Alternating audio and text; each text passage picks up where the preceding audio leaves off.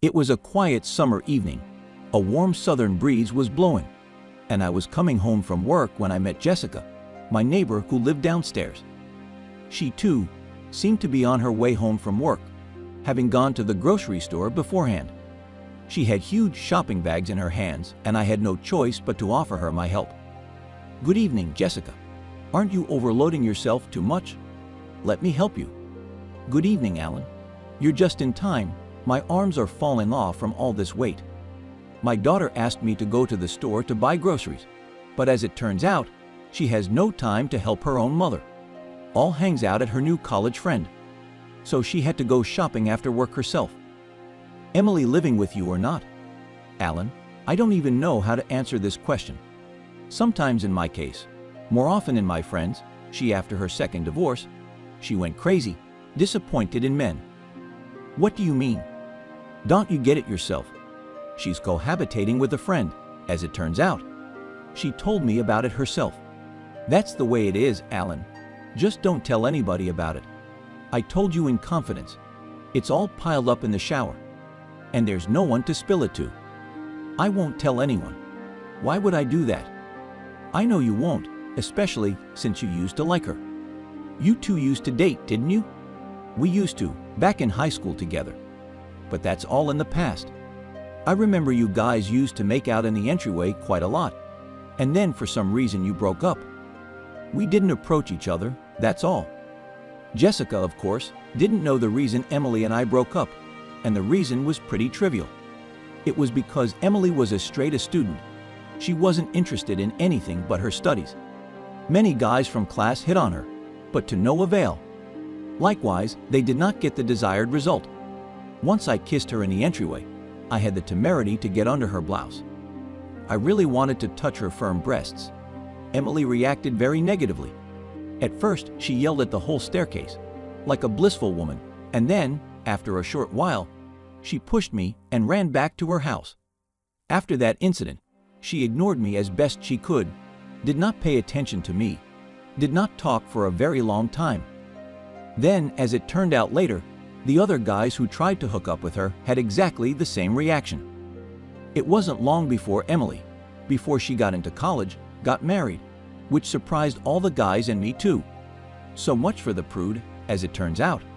A couple of months after marriage, she divorced her husband, and a few months later remarried her classmate, with whom she lived a little over 6 months, and all ended in another divorce.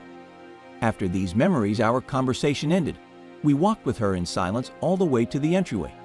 She was thinking about something of her own, went into the entryway, took the elevator with her, got off on her floor. Then Jessica took the packages right to the door of her apartment. Jessica thanked me for my help, and after that I went to my apartment. I quickly took off my clothes, took a bottle of wine, poured the contents into my glass and went to the bathroom. Opened the faucet and waited for the bathroom to fill up. I really wanted to lie in the water and think about Emily. Jessica's fame about Emily never left my mind. The reason for her behavior was incomprehensible to me. The bathtub filled with water, and I had no choice but to quickly immerse myself in the cool water to relieve my fatigue and refresh my mind. The floor above me, just above where Jessica lived, was filled with the sound of loving moans. It sounded like she too had decided to take a bath and make a mess. The audibility was excellent, and it was nothing new to me. Very often near 9 o'clock in the evening, Jessica was taking a bath, getting a little naughty. After having a glass of wine, I immersed myself in the water and began to recall an incident that had happened earlier. Just back from the army, just getting a job. Emily was cohabitating with a new guy that I knew nothing about and didn't want to know. I wasn't interested, frankly, in who she was living with. And then one evening, coming home from work, the time was about 11 o'clock at night. Oddly enough, she and I crossed paths on a landing between floors. The elevator didn't work and I had to walk up on my own. Emily was standing by the open window next to the garbage chute, nervously smoking cigarettes, something I hadn't noticed her doing before. "Hey, Emily, have you started smoking?" "Hey, Alan, with you men you'll start drinking too. You're all assholes. I hate you. I didn't do anything wrong to you. Why are you talking like that?" "I'm sorry. I'm nervous. Will you have some wine with me?" I can have a drink, if you behave yourself." "I'm fine, Alan. I'm as calm as I've ever been." Emily reached for a bag on the windowsill, which she didn't notice at first. Then she took out a full bottle of wine, pulled the cork, and took a couple of sips, then handed the bottle to me. I took a couple of sips for company too, as they say, then lit a cigarette and continued chatting. "Why are you drinking at the playground and not at home?" "Mother is at home. I do not want to see. She scolds me for cigarettes, and for wine at all will tear." "I see now. Want to come to my place?" "No, Alan, I don't want to. I'm sorry, I'm fine here, to tell you the truth." I went closer to her, and she looked at me in a strange way. In her eyes I saw an incomprehensible gleam. Then I took her and pressed Emily to me. There was no reaction at all. She didn't even try to push me away. My head was a mess. I didn't know how to act further. But then I couldn't stand it and decided to kiss Emily. Emily in turn reciprocated. Our lips joined passionately in a kiss. She was breathing heavily and kissed me with such passion that I was taken aback by her pressure. And I must admit I hadn't expected such a reaction. Her arms wrapped around my neck. Then she opened my robe and pressed my head against her chest. "What are you waiting for? Kiss me. Didn't you want to when you touched me? I wouldn't mind doing it even now." "Do it. I want to do it myself. I need to do it." At that moment, I didn't pay any attention to what she said. I just lost my head. But after a few minutes it all made sense. "What are we going to do with you now? Emily might see us." "Let them look. I want you." Emily squeezed my bloated bump on my fly, then undid my zipper, moans bursting from my chest. "Hush, Alan," Emily said, putting her little palm to my lips. "I know what you want, and I'll do it myself." She crouched down and began to do things that made me go crazy. At the same time, the door creaked and a guy started coming down the stairs. He froze in stun when he saw Emily, and Emily went about her business as if nothing had happened. Emily calmed down a bit, caught her breath, and got up from her squatting position before she looked at the guy. "Didn't you expect that from me, honey?" "No, Emily, I didn't think you'd get back at me that way. You should have thought of that when you had Molly in my house on my bed." "Come on, Emily, let's go home. I feel bad for you. Let's just say I didn't see anything." You can imagine my reaction. I certainly did not expect such a turn of events, but it happened.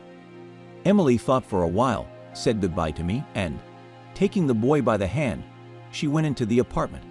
I remembered this incident quite often, and I was even a little embarrassed. But then it all went away. As I scrolled through it all in my head, I noticed that I was getting very excited, and the sounds from upstairs added to the tension. After all, Jessica was really going at it, screaming loudly from time to time. Then there was a rumble and then a scream, and I didn't even know what had happened. What happened was this.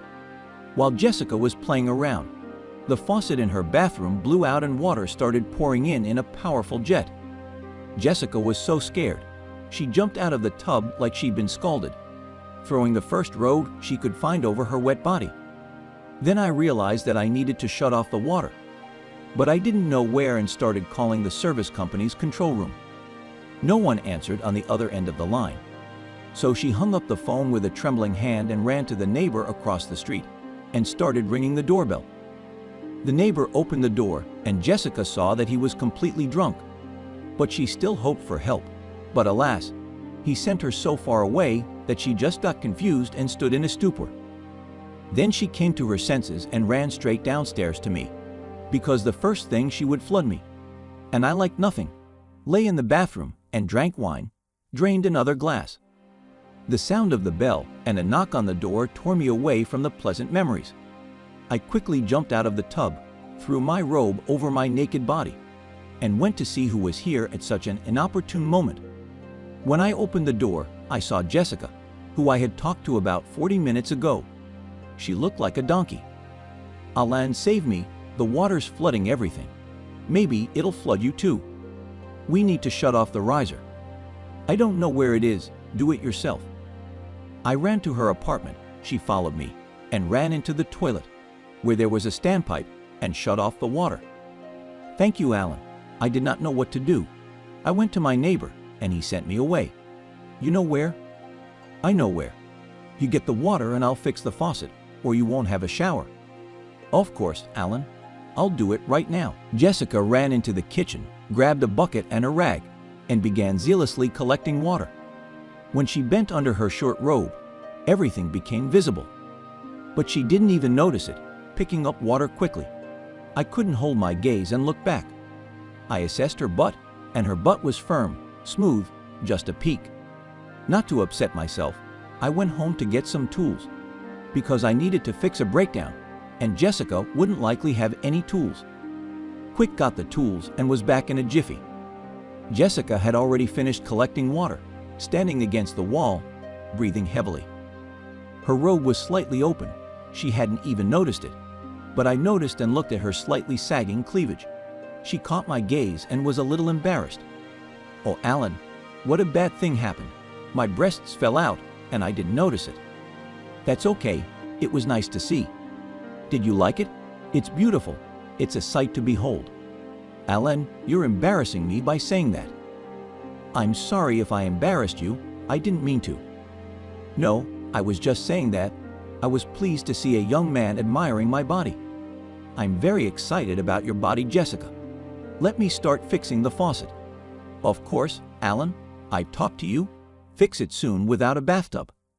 I went into the bathroom and began to fix it. My attention was attracted by an object lying on the edge of the tub. It was, as you may have guessed, a rubber guy, pretty decent sized. Jessica, when she walked into the bathroom, quickly realized that I had seen her rubber friend and her face turn red as a cancer. "You forgot your item, Jessica. There you go." "Alan, don't tell anyone about this. You know, alone without a husband. Why are you all making excuses? It's normal. Lots of women do it, and it's okay." "Do you really think so, or are you trying to reassure me?" "That's what I think. I don't see anything wrong with it." "Thank you, Alan, for understanding." Jessica picked up her friend and ran out into the kitchen happy, beginning to rattle the dishes, while I continued to fix it. About 40 minutes passed. The job was done, and it seemed to me pretty well done. "It's done, Jessica. You can use it." "Thank you so much, Alan. How much do I owe you?" "You don't owe me anything. Let's not talk about it anymore." "Then let's go to the table. I'm not just gonna let you go." "I'm not leaving just like that," I said, and I looked at Jessica. She smiled, then adjusted her breasts, and we sat down at the table. The food was gorgeous, like she cooked for 10 people. There were 3 kinds of drinks alone. "Alan, what shall we drink?" "I have a good cognac. A friend brought it from Armenia." "Let's have some cognac. I love this drink." Jessica filled a glass. We drank one each and snacked on lemon, carefully sliced. Her cheeks began to turn rosy, her tongue became lilted, and her gaze rather cheerful. "Alan, how do you feel about the age difference between partners or lovers?" "I don't mind. Why?" "I see the way you look at me. Could you sleep with me or not?" "Easy. You're a beautiful lady. You have everything on you and you're quite interesting, and age doesn't matter." "I think so too, Alan. Love of all ages and submissive. Moreover, we are neighbors. We should help each other." Jessica quickly poured another shot and drank in a volley redder and harder. I could see that the cognac had gone to her head and she was starting to get turned on. She sat closer to me, moving the stool, and then her hand was already under my robe. "Do you like the way I do it?" "Very much. Go on." She unzipped her robe, then took it off and stood before me in all her glory, posing her body. "Do you like me? Do you like it? Would you like to kiss him?" "Of course I do." She sat down in front of me and started on my friend.